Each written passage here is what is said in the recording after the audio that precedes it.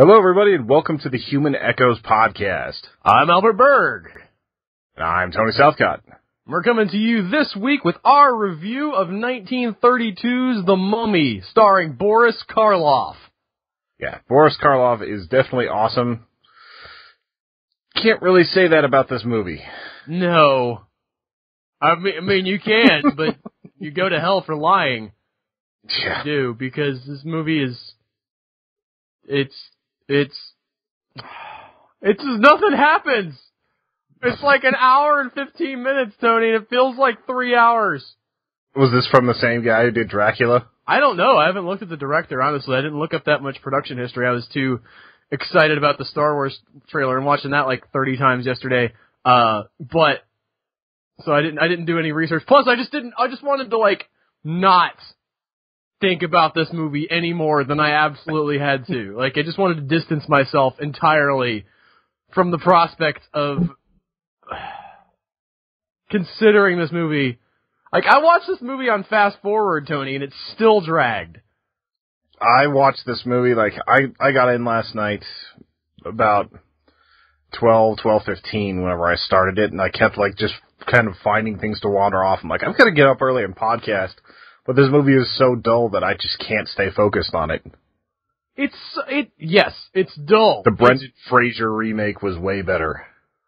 For one thing, you only have the mummy show up for like 5 minutes at the beginning of the movie, which is the best part of the movie.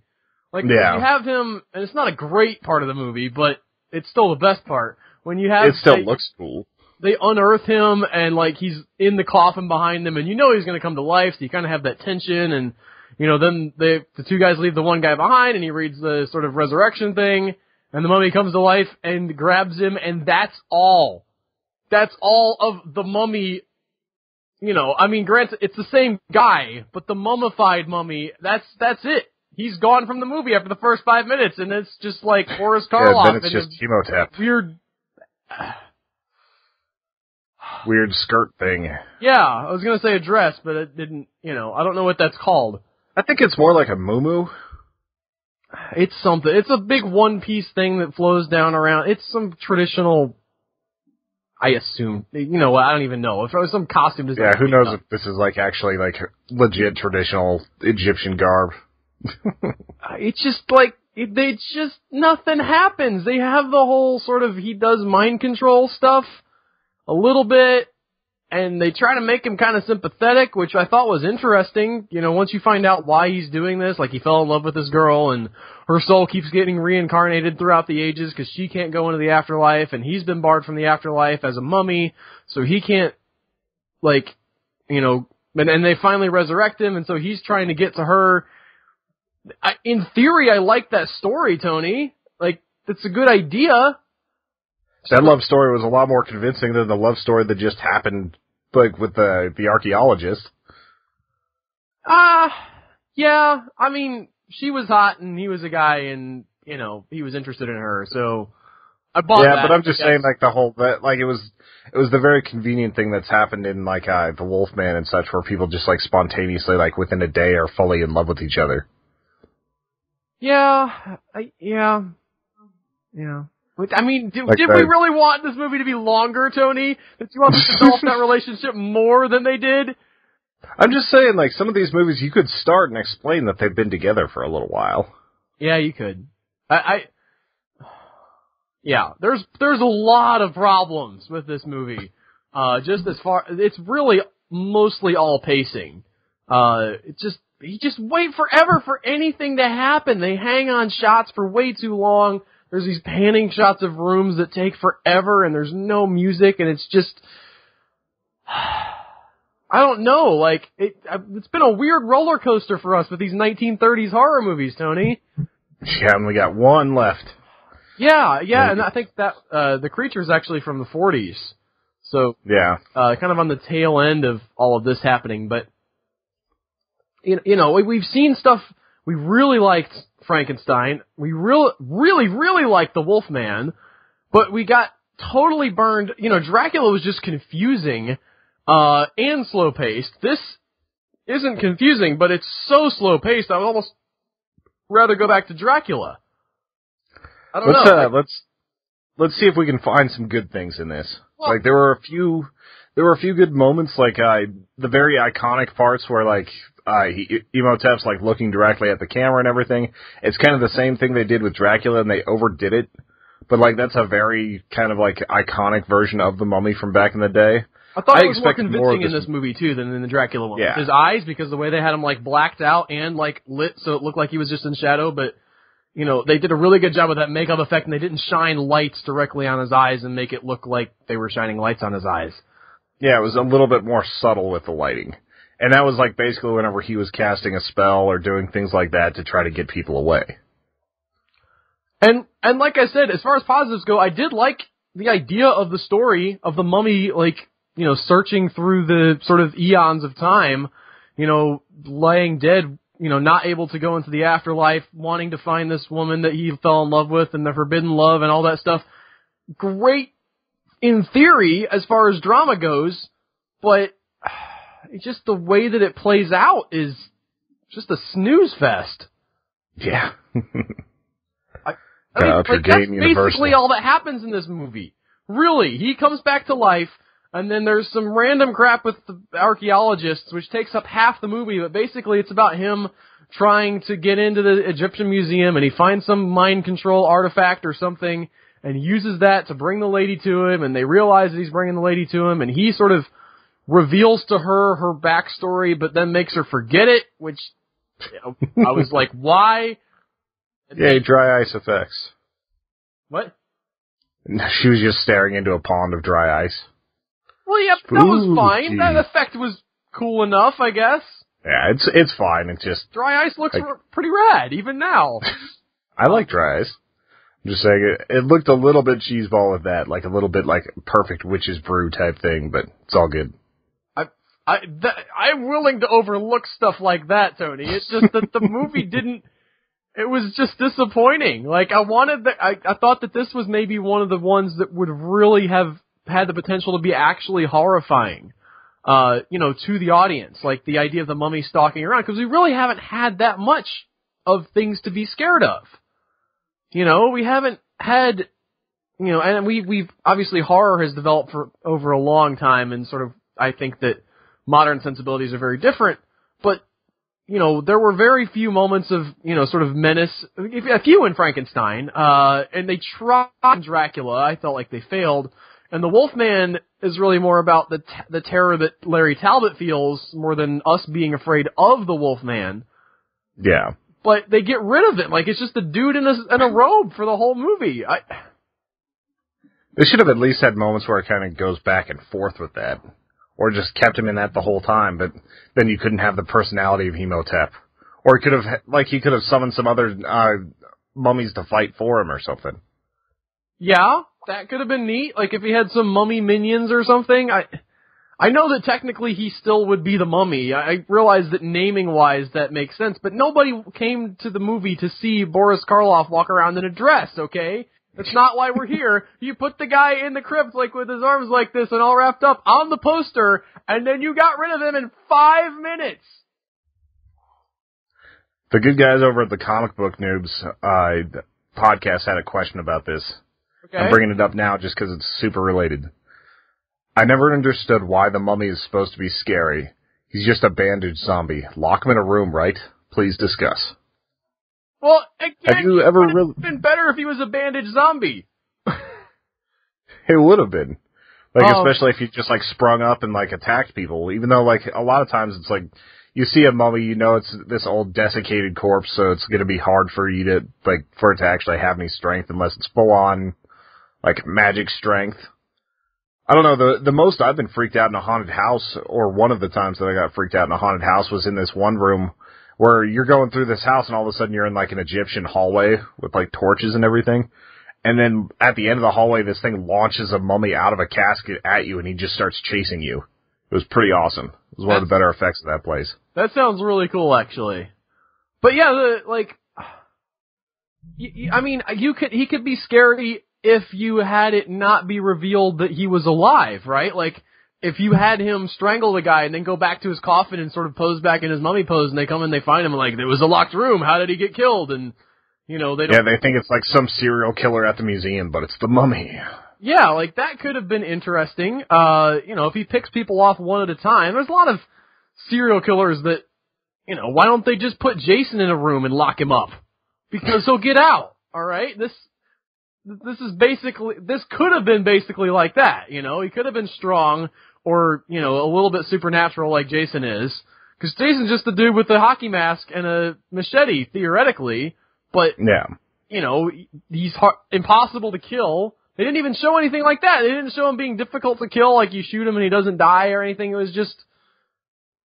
Yeah, I was kind of wondering if someone were to actually shoot him or do anything to him, like, would he just ignore it? Is he, like, fully human now? Like, they didn't really establish that. They didn't establish a lot. Oh, I guess they said that he was immortal now. They didn't really explain much after that, though. Yeah, but, I mean, they could have shown that in a better way. Like, again, an unkillable person, like, if they're immune as long as their scroll is active or whatever, that's a cool idea. You can do a lot with that in a horror setting. And they didn't. They didn't. Yeah, they didn't capitalize on things very well. I mean, it's pretty early in the podcast to wrap up the review, Tony, but I don't really have a lot else to say. There's nothing particularly extraordinary about any of the performances. Boris Karloff is okay, but he has nothing to do except sort of spout exposition at people. Yeah, he was better in Frankenstein. Well, yeah, and you see that again in this sort of his physical acting ability, where when he's the mummy and he sort of comes to life. Again, that was a good sequence. You know, you see him sort of stretch himself and come to life, and his arms move slow, and then he comes at the guy, and you're like, yes, that's you know, that's what I would like to see. That's what I think a mummy should be like. And then you just don't get any more of that. He's just walking around like a normal guy for the rest of the movie, as I've stated like 5 times now, because there's nothing else to say about this piece of crap. You get one cool little payoff at the end with special effects that's kind of cool, but it's still 1932, so, like, I think I was more like, oh, that was cool that they were able to do that back then more than actually being a great effect. Yeah, I guess. I don't know. I just... Not a good one, guys. If you're going through, this one does not get the check mark. You can leave this one off your menu. If you guys have other good movies about mummies, like, hit me up on Twitter, because I like the idea. I did like those, like the Mummy movies, or the first 2 of them. I even kind of liked The Scorpion King, which is not a very good movie, but I still liked it. Somehow the only one I end up seeing was the 3rd one. That's a weird one to start with. You should see the first one. It's actually pretty good. Little over CGI, but it's still pretty good. And I'm pretty sure it is a full remake of this, because it focuses on Emotep and people like that, so.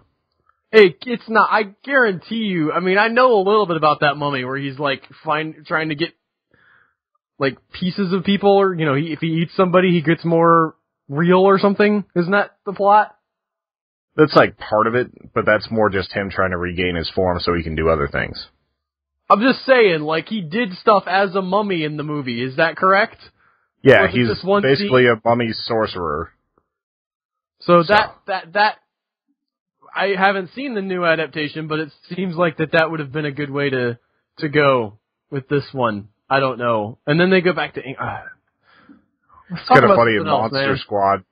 Talk about anything else. In Monster Squad, the mummy's like the most useless monster. It shows like everybody hanging out, and you've got Dracula, Frankenstein, Wolfman, Creature from the Black Lagoon, and then Mummy. And there's like 3 scenes where you kind of see the mummy chasing somebody. And I think he tries to choke somebody, but there's like nothing else happening with the mummy. He's just like written off, basically. Well, I'll write the movie off, and I gotta see Monster Squad eventually. Like, that I think would be fun to watch. You've brought it up several times. It seems like a cool idea.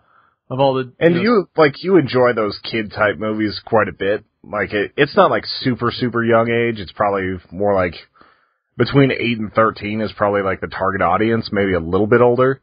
But it's just a fun movie, and it's on Netflix right now. So I had to recheck it out. It was a big part of my childhood and horror and everything. Because Wolfman's got nards, man. But yeah, what else do we have to talk about, Tony? Did we get any more questions? We did. We have one more question. I think there might be more coming in by the end of the episode. There usually is. Francis from the Point of Interest Podcast Network asks us, why does candy corn, Satan's orange fecal matter, still exist as a candy? Apparently, I would say it's probably through the power of Satan. What? It's probably through the power of Satan. I mean, it is his fecal matter. I hate candy corn so much. Really? I hate it. It's like being forced to eat wax turds.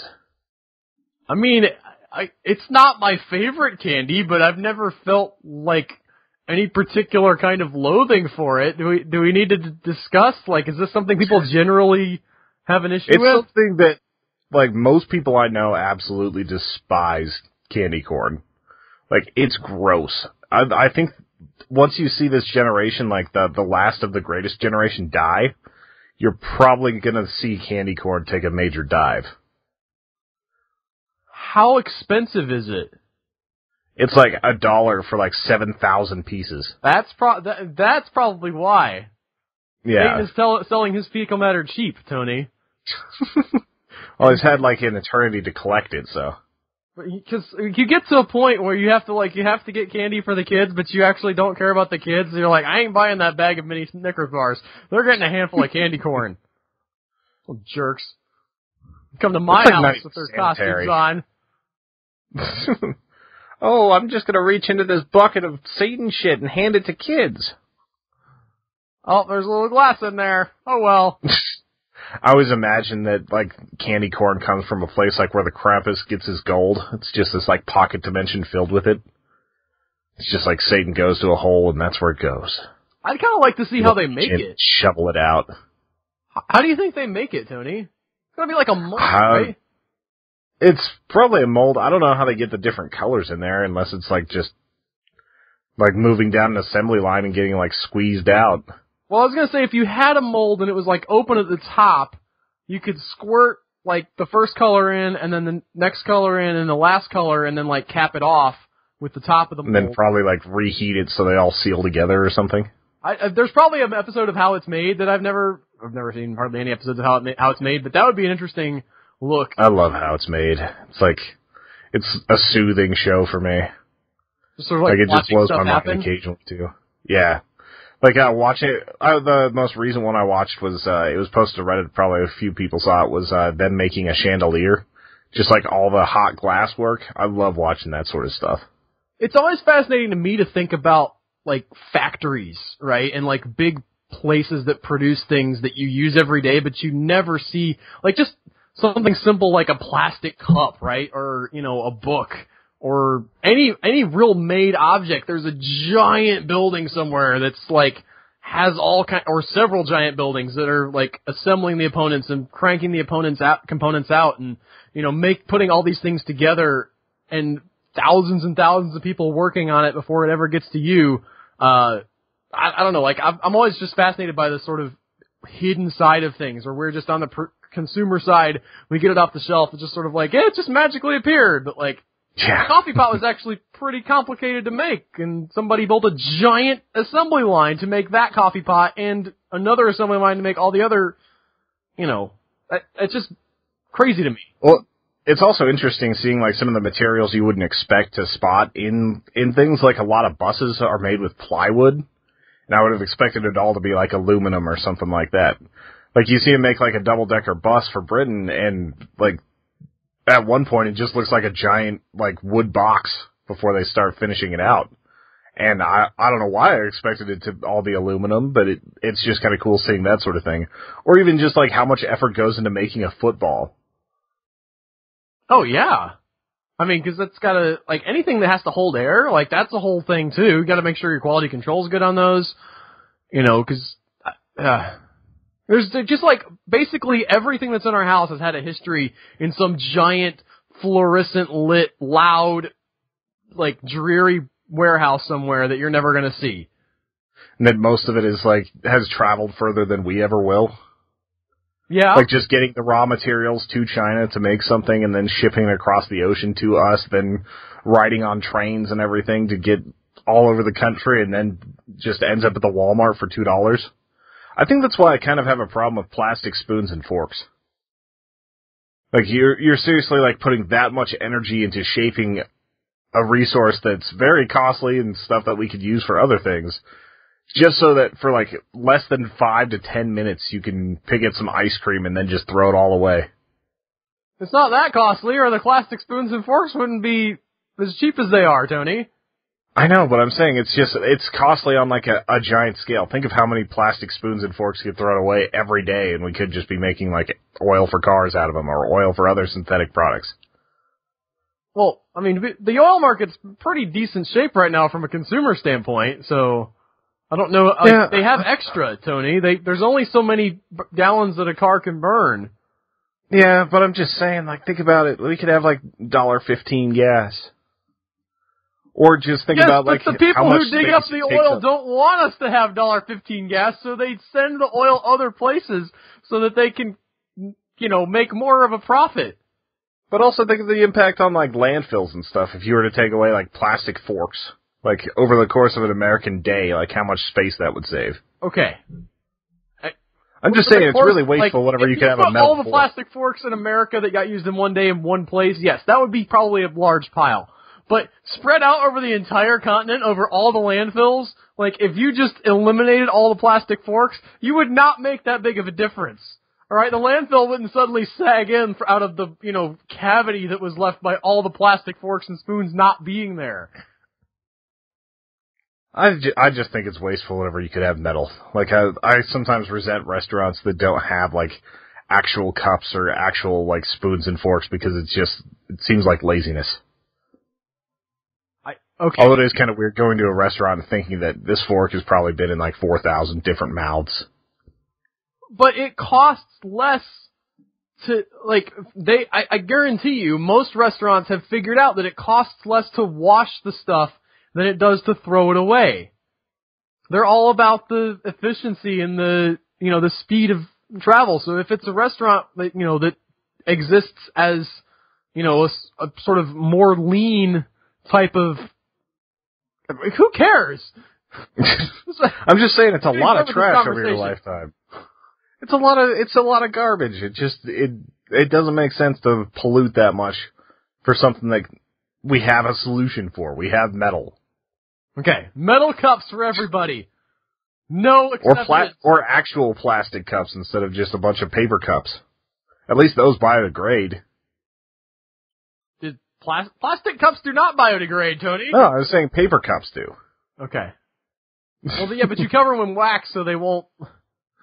Although it is kind of interesting. Topic. Did you see, like, styrofoam containers and stuff can be eaten by mealworms, and the mealworms do it just fine? I've heard about that, yes. They're experimenting getting more of them to do that? Yeah, like, because styrofoam is just like one of those things where, like, well, that's never going to decompose. And never's a long time. I'm sure it's going to be around a while, but if you can just, like, have a whole bunch of mealworms and then, like, I don't know what you do with the mealworms after if you just, like, sell them pet stores or something, but hey, at least we can get rid of it somehow.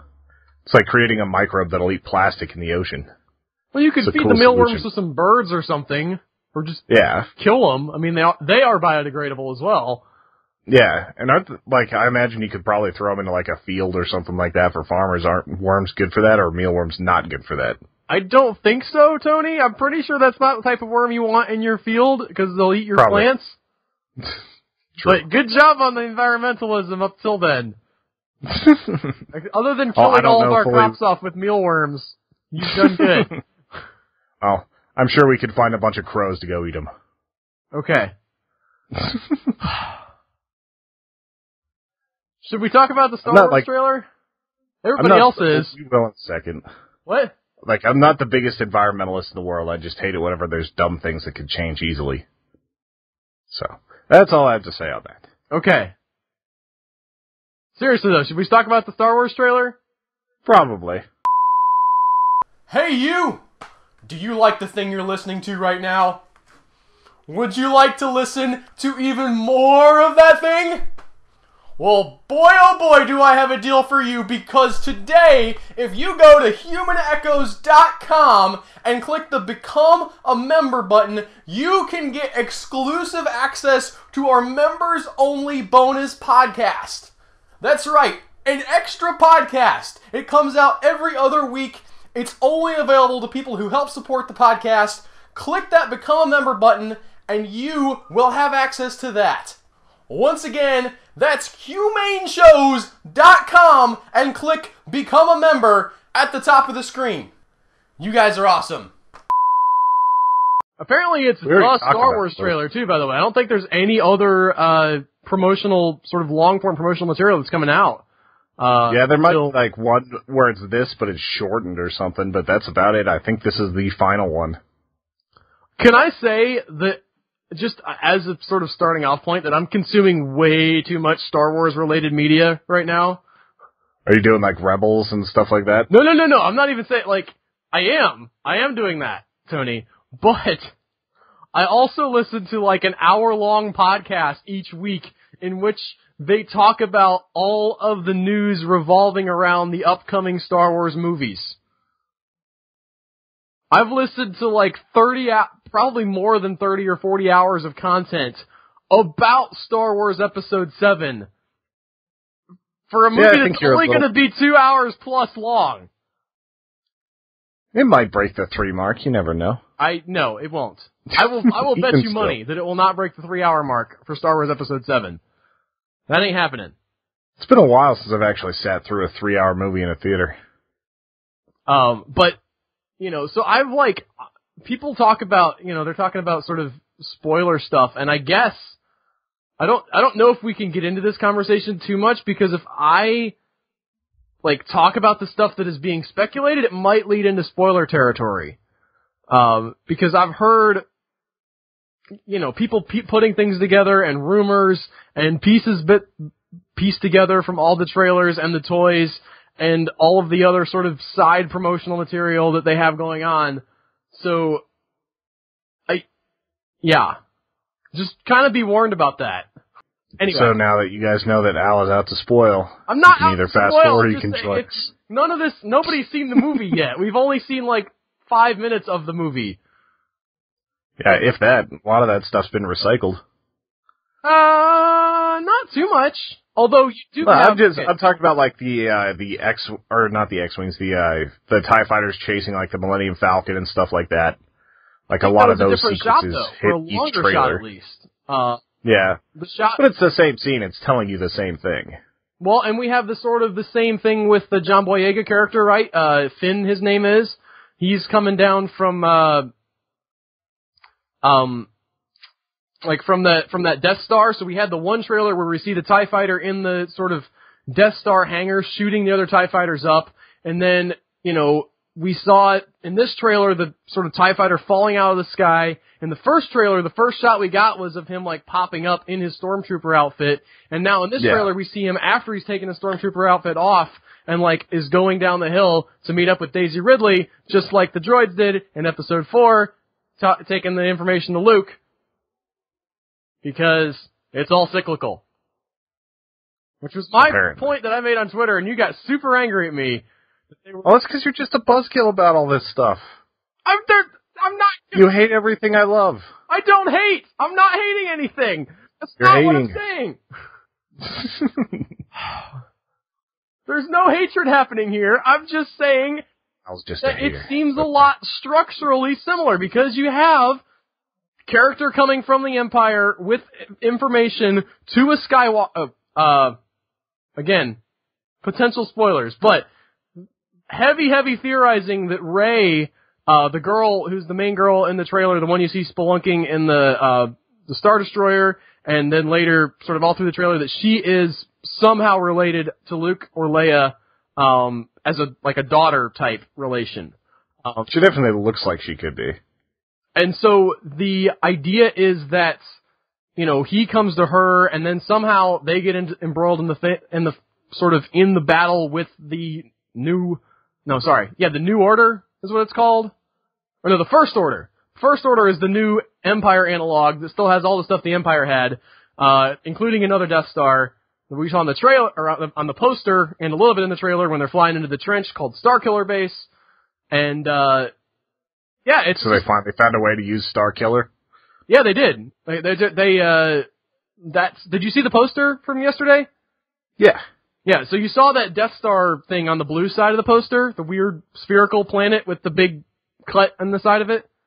Yeah, it's not quite like the old Death Star, but it might be the old Death Star. Yeah, it's a new but different, which again is sort of my problem with with what I'm seeing from the new movies. They're just like, yeah, we just kind of like took some stuff from the old thing and we're just bringing it in without, I don't know, like, I mean, the idea of the world being brought in, obviously, yes, we want to still live in that Star Wars world. I'm just saying that it seems like it's shaping up that we're getting all of the same beats from Episode 4, A New Hope.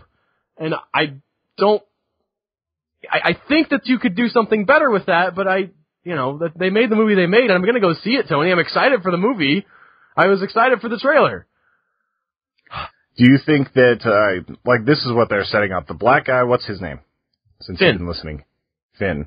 Like, does he actually betray the new Empire, or does he, like... No, okay, so he talks about, the new Empire, they're called the First Order. First Order. He talks about he was born, sort of trained to fight all his life, and now he doesn't have anything left to fight for.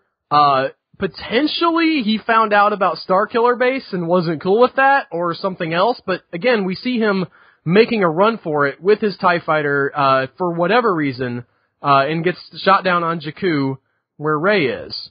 And either he's going to have, so there's two lines of thought here, and maybe both of them are possibly true. Either he has some information, a la the droids from the first Star Wars, that he's going to give to Rey, that they need to get to the New Alliance, or whatever they're called now, the New Republic. The New Republic is what they're called, not the Rebels anymore.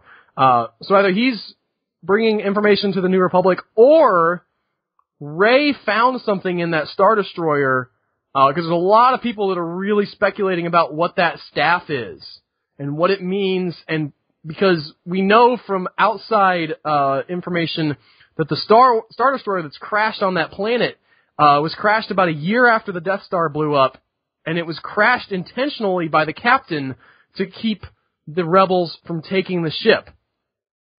So there could still be something on there that is, worth finding, and Rey finds it, and that sort of brings all of the hell breaking loose on them as well.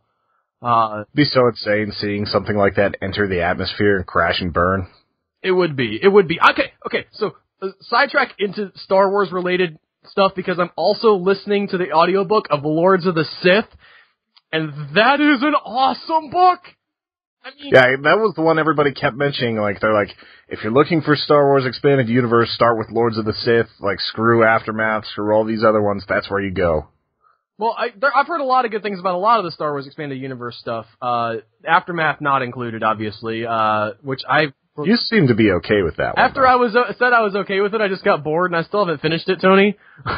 So add that into your sort of data banks about how you feel about that book. But Lords of the Sith is Vader as the Terminator, basically. Like, it really highlights his character. He, at the beginning, as almost like an action hero, because they're chasing down this like, escaping freighter or whatever, and they drop into subspace, right? And he, they've sort of set up the self-destruct so they can't get away. He blows the hatch on his Interceptor TIE fighter, flies through space with the force of the explosion, grabs onto the other ship because they don't have a docking thing, and rips the door open, and just goes through there like Jason with his lightsaber, like, cutting people down. They send, whole crews after him, and they're just like, where did they go? And then he just, he picks up the comm and just breathes into it for about 5 seconds, just so they know he's coming. Awesome. And then him and the Emperor get, stranded on this planet, and they're being menaced by, their shuttle's down. It's just him and the Emperor and, 2 other guards. And these other fighters are, coming in because they know it's them, and they're trying to kill him. They're like, we gotta kill him, we gotta kill him, we gotta kill him. And Vader and the Emperor both pop their lightsabers and deflect the sort of blaster beams from the ships and they're deflecting them, and they're like flying all over the place and like slamming into trees next to them and like exploding the trees, and the Emperor like force lightnings one of the ships, and then they just bring him down with the power of the dark side. Awesome! So, like, what are the theories on Kylo Ren? Was he, like, Vader's secret apprentice, or what? Again, for people who don't want spoilers, that have not been confirmed, but people are really, really heavily speculating. Please skip this part of the podcast, too, I guess. The speculation is that Kylo Ren is Rey's brother, and also a son of Luke or Leia. Yeah, and I've heard that before. Like, I know in the expanded universe, like, one of the, like, there were twins, and one of them went dark side, one of them went light side. That's about all I know. Well, and I think that they're probably sort of drawing part. on that. The Kylo, I think people are saying that that's an assumed name, where he's taking the Kai from Skywalker and the Lo from Solo, and sort of mashing it up. And then Ren, we already know that he's a member of this order called the Knights of Ren, and from what I can gather, they're not named after him, so the last name isn't his real last name. It's a name that he's taken. So it's like Khan or whatever, like... Yeah, sort of. And he's the leader of them, giant Vader fanboy, to the point where he's rebuilding the Death Star and collecting sort of Vader's helmet, so that he can stare longingly into it and be like, "Oh, I love you, Vader! I wish we could have met! We would have had so much in common!" Or whatever. But the interesting thing about the trailer, too, is that they're going back to the idea that nobody knows about the Jedi anymore. You know, because Han is talking to Rey and he says, you know, it's all true, the whole thing about the dark side and the Jedi, which I like that he doesn't say Sith, by the way. He doesn't bring up the Sith because that you can have the dark side of the Force without Sith, and there's a lot of, again, speculation, but people are saying that Kylo Ren is a dark side Force user, but he may not be one of the Sith order. So anyway, talking about the light side and the dark side, but I mean, why would Rey not know about that? Why is she off in the dark on some, desert planet somewhere, hiding out or being hidden out, sort of like, Luke was at the beginning of A New Hope, sort of hidden from Vader? What is she hidden from or hiding from? And how does she not know that all this stuff happened? I thought that Han just said it's all true. I didn't hear the part with the Jedi and everything. I thought it might have been something to do with the staff that she had. No, yeah, he continues on with that quote because he says, I think she says it's all true, anyway, she asks him something. He says, yeah, it's all true. And they continue through other shots where he says the Jedi and the dark side, all of that happened. And I was, again, it somehow in this universe has either sort of intentionally forgotten about the Jedi, which somebody brought up a really interesting theory that I liked a lot, which was that after everything went down with Vader and the Emperor, the rest of the galaxy just said, you know what, let's just forget about this whole Force thing at all. Like, we just don't want to deal with Jedi or anything. Like, yeah. Light side, dark side, you guys all have way too much power. Let's just have regular folks. And in that... Oh, it was still almost gone. Like, it was literally just Luke at that point. And, like, a few people that had access to the Force but weren't Jedi yet. Right, and they're expanding that. In the expanded universe, they're really talking a lot more about the use of the Force by people who aren't specifically Jedi or Sith, because in the Star Wars Rebels show, you don't have other Sith besides Vader, but you do have other Force users who can use a lightsaber and who can, use the dark side of the Force. They're called the Inquisitors, and they're actually rounding up, because there are still Force-sensitive people being born, so they're rounding up all of the Force-sensitive people and, trying to convert them to be more Inquisitors and or killing them if they don't want to do what they're told. And so you could see some echoes of that in the new movie, because we see that John Boyega's character Finn has the lightsaber, and again, speculation, and this one I don't necessarily buy, but one of the things that people are saying might be true is because in some of the original artwork by Ralph McQuarrie and the original scripts from George Lucas, he had the stormtroopers with lightsabers. that they sort of gone with that and said that, now a lightsaber is a much more common weapon, and maybe they have Force-sensitive people in their army that aren't necessarily Jedi or Sith. They're just sort of like, lower-level people who are okay with the Force, and they sort of give them basic training with the lightsaber because it's a really handy weapon, as we've seen. Yeah.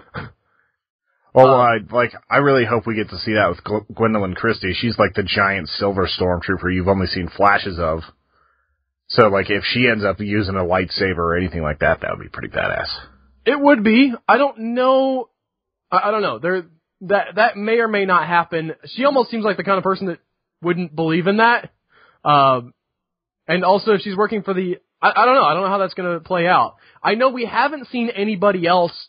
if stormtroopers are using lightsabers, we haven't seen any evidence of that beyond Finn holding a lightsaber in several of the trailers. Maybe he just got that thing, maybe he'd gotten a little bit of training through the movie, and then he has to face off, with Kylo Ren, or maybe not. Maybe he already knew how to use it. That's all speculation. Well, like, the worry on his face and everything kind of shows that he definitely doesn't know fully what he's doing yet. I don't think that's the first time he's ever held a lightsaber. It doesn't, you're right. It doesn't look like the first time he's held a lightsaber in his hand, but it also looks like he really knows that he's about to get beat down. Yeah. Because you see him, even in that little clip that you see him take a step back. He's like, oh, come on, no. And he raises the block, but he's backing up, and Kylo Ren is just like, whoa, coming in. That was probably my favorite part of the trailer. Like, it's cool seeing the actor for Finn, like, he was in Attack the Block, which I liked that movie. A lot of people thought it was kind of lame, but I enjoyed it a lot. That was a really fun sci-fi British movie. And it's just cool seeing him get into something as big as Star Wars. And a lot of people were worried about his voice, because he has a very thick sort of British accent that's like specific to a part of Britain that's not even all that easy to understand from Britain. But we heard him talk in the trailer, and it seemed like that, he's pretty understandable there. But yeah, it's neat to see him. I'm excited more than anything for the characters going forward, because I want to know...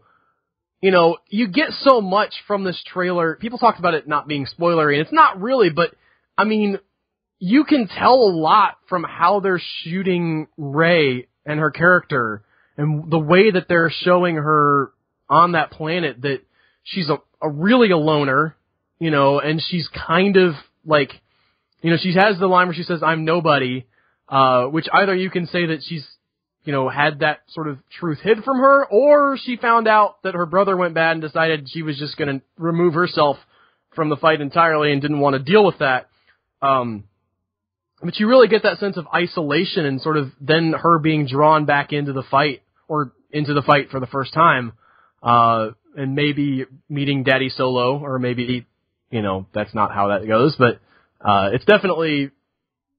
there's definitely a lot of that in there, and you can sort of infer a lot. You can find, sort of see Finn's arc as this, this guy who I would assume believed at some level in the Empire, and then saw something or had something happen that shook his beliefs. And one of the things I really like is that I think going forward, they're going to have a lot more shades of gray as far as, the Empire being completely evil, because we haven't seen anybody other than Vader defecting. Obviously he changes at the very end of Jedi, but we haven't seen anybody really change their belief system, like from Stormtrooper standpoint. Because up until now, and even still in this movie, obviously, the Stormtroopers are just, cannon fodder, because you got to have some guys in helmets to shoot, so we won't feel too bad about them. But they're really sort of digging into, hey, these are actual human beings who, have reasons for being in this war. And they may not all be because they're, I'm evil! Because that's almost nobody's reason for doing anything. Like, after Attack the Clones, a lot of people still kind of erroneously think that everybody in the Death Star was a clone. So, like, it's just like these, like, mindless drones that do whatever they're told. And it's like, no, the ones in the Death Star and everywhere else were volunteers. Yeah, they got rid of the clone army way back. They also deal with that in Rebels, too. Rebels is a good show, by the way, although this first episode of the second season was a little bit corny in a place that I won't, whatever. Half of y'all aren't watching it anyway, but it was just a little bit disappointing for me, but I'm looking forward to the new episodes that are coming out, and I'm excited to see, what happens, because especially the sort of season opening movie that they had, the Siege of Lothal, when Vader shows up, I mean, that is a beatdown. Like, the fascinating thing about Darth Vader is we really haven't ever gotten to see him in his prime. Like, we see him as an older guy at the beginning of A New Hope, and he's respected and he's strong in the Force and all that stuff, but he's still, kind of losing his edge, as we see in his fight with Obi-Wan Kenobi, and even the fight with Luke is a little bit less, I mean, we know what the Jedi are capable of, and he's obviously not as strong as he once was. So what I'm excited for a lot is the Star Wars Rogue One, which is going to go back in time and talk about how they stole the plans to the first Death Star. And Vader, I believe, will be in that, and we'll see more of him. But anyway, in Star Wars Rebels, he is such a force of just, like, I mean, he just tears through them. He's fighting against two guys, and they barely just run away with their lives. You see what he's capable of as, like, a teenager whenever he's, like, still in Anakin mode. So that would be really cool, because what's the time gap between Episode 3 and Episode 4? Is it, like, 40 years? I think it's closer to 30. I mean, it can't be super long, because we see Padme giving birth at the end of Episode 4. That's true, and, like, Luke is probably in his 20s, early 30s. Yeah, at best he's 30, and I think that's probably pushing it. I would say he's probably mid-20s. Yeah. And sort of seems, like, it depends how you read that, but he seems younger, which I thought was interesting. They kind of retconned it a little bit. It made it sound like Obi-Wan was just this, like, ancient sage and everything, not really just kind of an older Jedi. Like, the way they set things up in Episode 4, it seemed like it was a lot further back. Right. But I think that there's a lot of...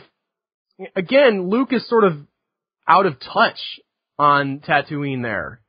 He's out of the loop a little bit. He knows that there are stuff happening. And there's a deleted scene where he's looking up at the battle happening through his binoculars and thinking, man, I wish I was up there. He's actually thinking about running away to join the Imperials.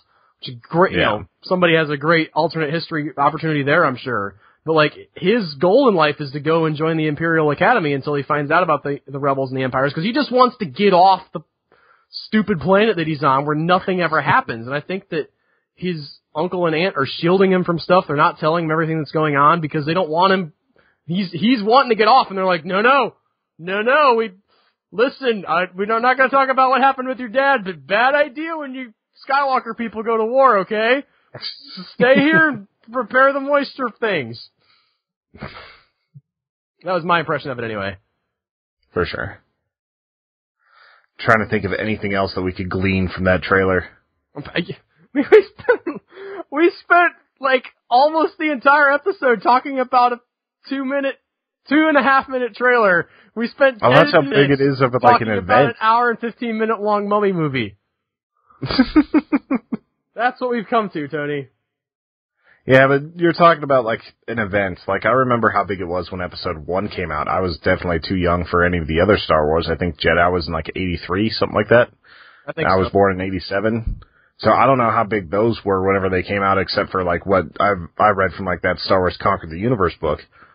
But, like, it's huge. It's just awesome. Like, the only thing that I regret is that, like, there is no camping out for this one, because everybody's just going to do online ticketing. Which apparently just crashed the internet for a minute last night. As we're recording this is Tuesday, and the tickets went on sale yesterday, and all of the ticketing sites were down. That's a crazy amount of bandwidth. Yeah, like the Alamo guys, the people at Birth Movies Death who work sort of with and around the Alamo Draft House, their sites just like their servers just melted. I mean, not literally, but there was just the traffic went through the roof at the point where they're like, because they put that trailer up, right, and it said tickets available now, and I think everybody was just like hitting F5 on Fandango being like, all right, go! It's exciting. I did not know that. I didn't watch it live, like I just found the YouTube video afterwards, so I didn't see the buy tickets now. You know what was kind of cool about the film festival we went to is actually getting a copy of Birth Movies Death. Like, just having the actual physical one, because I've been on their site so many different times, I've read the cool articles, but I've never actually held a copy of it. Yeah, the physical magazine's actually really neat. The sad thing is I don't think you can actually have it delivered to your house most of the time. So you have to live near an Alamo and then buy them from them. Because that's the only way to get that. So, that's a little bit of a bummer because I don't live near an Alamo. Yeah, I don't even live that close to an Alamo. It's like 90 minutes or so. Yeah, I guess. I don't know how far your house is from the place I'm not driving 90 minutes to get a magazine. The interesting thing for me is that my local theater isn't on the Fandango network, so to speak. So I went to, to look up as when can I buy tickets for? Because I'm probably not going to go to the Thursday night showing, but I would like to go to one of the Friday showings and or maybe Saturday. I can wait a couple days, but I'm seeing it as soon as I can, and I don't know how to get tickets. Just avoid spoilers. I'm trying to go to the first showing. What? Just to avoid spoilers, I'm going to try going to the first day of showings. Well, already the one that I could go to on Fandango, the first showing was sold out.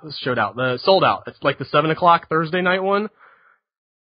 That one was gone already, even at the local place, and then they had the 10:45 one that I could have still bought tickets for. But that's the one that's over in Pensacola. So if I want to go to the theater here to see this movie, I don't know how far in advance they're selling their tickets, or if they're on sale with an online ticket vendor. I've gone there physically in the past and bought advance tickets, but I've never I don't know if there's a way to buy them online that far ahead, because they don't have their schedule published that far ahead. Obviously they're going to show the movie, but it's interesting. Speaking going to the theater, I actually went and saw Crimson Peak this week. You lucky dog. I haven't constraints of being a parent and also having a lot of money sunk into repairing our van have prevented me thus far, but I want to go. I'm not by myself. I want to take my wife. Tell me, Tony. It is definitely one to take your wife to. I will say that. It's not the most terrifying movie. It definitely has a lot of love elements. It's it's kind of hard to describe without going into spoilers, so I'm not going to. But I definitely would recommend it. I'd give the movie basically a B, a solid B, maybe B+. It does a lot of things really well. It always looks awesome, you're used to that from Guillermo del Toro. Hiddleston is awesome. Mia Wasikowska is awesome. It's a good movie. Well, I heard that it had a really strong gothic romance kind of vibe. Oh, yeah. And I've also heard that people are it's not the greatest movie ever, but it looks cool and it's Guillermo del Toro. So, I figured... If you like the whole gothic thing, I haven't read a ton of those books, but I've read a couple and I kind of enjoy it. So, it's a little more romance than I would like in a horror movie, but it's also, it's just well done. I've always been of the thought that you can make any genre good, so long as you have solid writing behind it. The reason why romance novels and rom-coms and things like that are generally bad isn't so much it's mostly the formula they follow. But you could still make a good one if you try to switch things up a little bit. I've been really disappointed lately because a lot of the movies I've been excited to see have not been doing well at the box office, even though I've heard, again, mostly good stuff. The Walk came out recently, and I was sort of, I liked all the trailers for that, and I just wasn't able to get to it. At least I haven't been able to yet. But I've heard really good things about that, and I wanted to go see it, and I just wasn't able to. And then I find out that the box office on that, I don't think they ever cracked the top 5. Or at least they were maybe in 5th place at one point, but the returns on that are terrible. Remind me what The Walk is. The Walk? Yeah. That's the one with Joseph Gordon-Levitt. It's about the guy who strung a high wire between the Twin Towers. That one. The one that actually literally gave me vertigo for a moment, watching. Yes, in the trailer. Just the trailer. Yeah. I watched it on my phone and I was like, you can't do that! You can't just shoot the camera down between giant... No! That's not fine!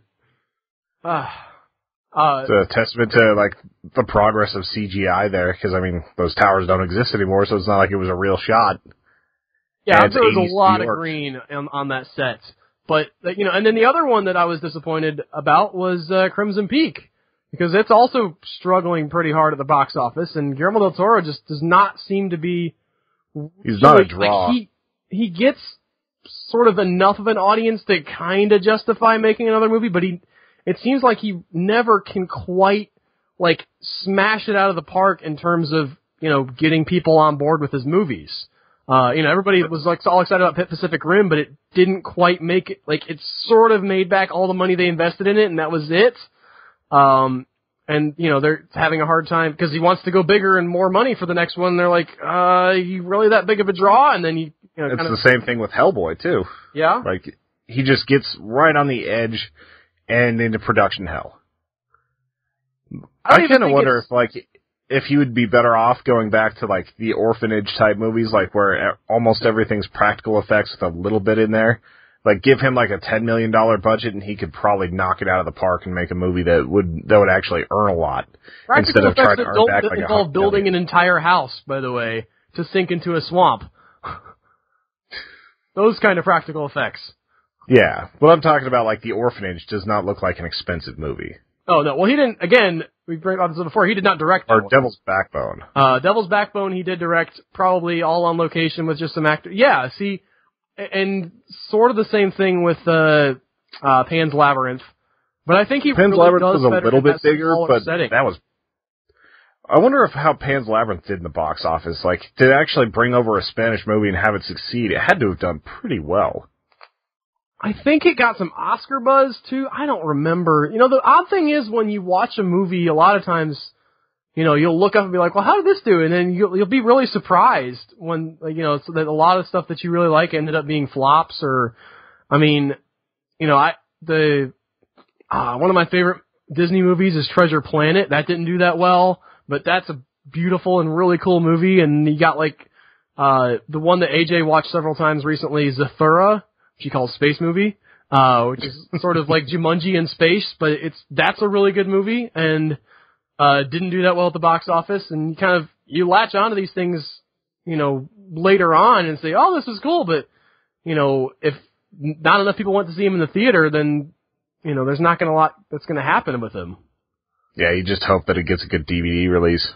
Yeah, even things like I don't know exactly what it was, but one of my favorite superhero movies, at least for a long time, was The Rocketeer. And it's sort of dated now, but man, I wish that they could have done something, with that going forward, because it was sad that it just sort of like, all right, it's the one movie, we're done. I want to see a remake. I want to see a remake of The Rocketeer. I think you could do a cool Rocketeer movie now. Bring him in with Captain America. I don't know if he's a Marvel guy or not, but if he's Marvel, you could bring him in with Captain America and they could be back in the 30s together. If Disney owns it, they could make it Marvel. Yeah. I'm kind of surprised that those crossovers haven't happened at all, except for, like, Kingdom Hearts, where you're getting, like, the kind of mashup there. So, from what you're reading on sites, is it true that the Fantastic Four might actually revert back to Marvel since Fox hasn't been able to make money off of it? Like, Marvel Disney, I mean? That's the rumor. And it makes potential sense because the trade that they're doing is sort of Disney is what they're talking about is that Disney would let Fox have the rights to do a live action X-Men TV show, which Disney can't currently do anyway. Like, they can keep Fox from doing it, but they can't do it themselves because they don't have the rights. It's a very weird setup from what I understand. Yeah. And then Fox would let Disney have the Fantastic Four, which Fox apparently can't do anything with, so it's not any good to them. It seems like a good compromise solution, where both parties get something that they want and they lose something that there's no value to them anyway. I'm really disappointed that, okay, if I'm Disney, what I do is I scrap the Fantastic Four and I just make Doom as a character in my universe. Like, forget those stretchy and invisible people. Doom is where it's at, people. Like, I heard that was, like, the biggest flaw with that movie, but I can't speak to it because I haven't seen it yet, is that Doom just really wasn't that big of a part of it. I just think he's a cool character. Like, they also apparently changed some stuff. I haven't seen it either, so I can't say too much. But, as the idea that he's like a ruler of his own country and his own people really care about him and he cares about them, but he's still kind of evil, but, you know, I like that. He's just I like him as ambitious a and cackling, megalomaniac who actually sort of cares about people and then, you know, fights off the superheroes because they're doing things that might damage his prospects or whatever. And I think there was like one. So you're saying he's pretty much like what? Pre-terrorist Pablo Escobar. I guess. Apparently there was a comic run that happened one time where, you know, all these things are completely, you know, they shift and they change and timelines get rewritten, so whatever. This is not gospel truth. But at one point there was somebody who like sees like all of these potential futures, and the only one that doesn't end in ruin is the one where like Doom is the dictator of the entire Earth. I don't know. I think Doom is so cool, and I don't care about the Fantastic Four at all. But if you make a movie and call it Doom, and just like, you know, you sort of make it a Fantastic Four type movie, or not Fantastic Four, but like an Avengers type movie where you have maybe some of the B-roll characters come in and fight him, that could be really neat. Yeah, could be a lot of fun and a good use of the property. So, and then they could sort of have the other Fantastic Four start showing up, like they already exist in the universe, and it's just like, oh yeah, stretchy guy, you're here now. Yeah, I don't know if we really need another origin story for those guys. Anyway, that's what I think. And I think also that we're running low on time, Tony. All right. So it's time to wrap this baby up. So, what you guys need to do is go to humanechoes.com. There's a lot of cool ways you can support us there, and there's a lot of content on there. There are mountains of content piling up over at humanechoes.com. If you guys want to support the show, if you've enjoyed what you've heard and you think it's worth a few bucks, go to the right-hand side and click on the subscribe button. You can sign up for $2, $5, $10, $20, or $1,000. You know, be the magnificent Octoshark. Be our patron of the arts. If you sign up at any level, you get access to the bonus podcast. We're working on some cool bonuses for the higher tiers. Still trying to figure that out. But we would very, very much appreciate it if you sign up, if you feel that it's worth a few bucks. And we really appreciate you guys listening to our ramblings. Apparently this is a show where we talk about Star Wars. I hope that those of you who... Star mummies. Yes. Let's put a mummy in Star Wars, Tony. That's an idea. They did. It was the Emperor. Oh, that's true. He was all like wrinkled up like that, though, because he was constantly using the Force, and it like cragged up his face, if you believe the extended universe. But anyway... Tune in next week when we probably won't talk quite so much about Star Wars, but we will talk a little bit more about Creature from the Black Lagoon, the final movie in our classic monster movie month of October.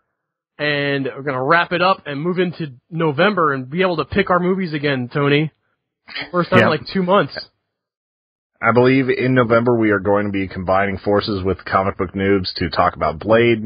There's going to be a lot of other fun stuff happening. Well, I'm really looking forward to that. Comic Book Noobs are awesome. They can corroborate my Dr. Doom taking over the world and being the best thing ever story. Yeah. Anyway, thank you guys so much for listening. Happy Halloween. There's probably going to be one before that, but y'all will be going to parties and stuff before then. Have a good one, and see you soon. Bye, guys.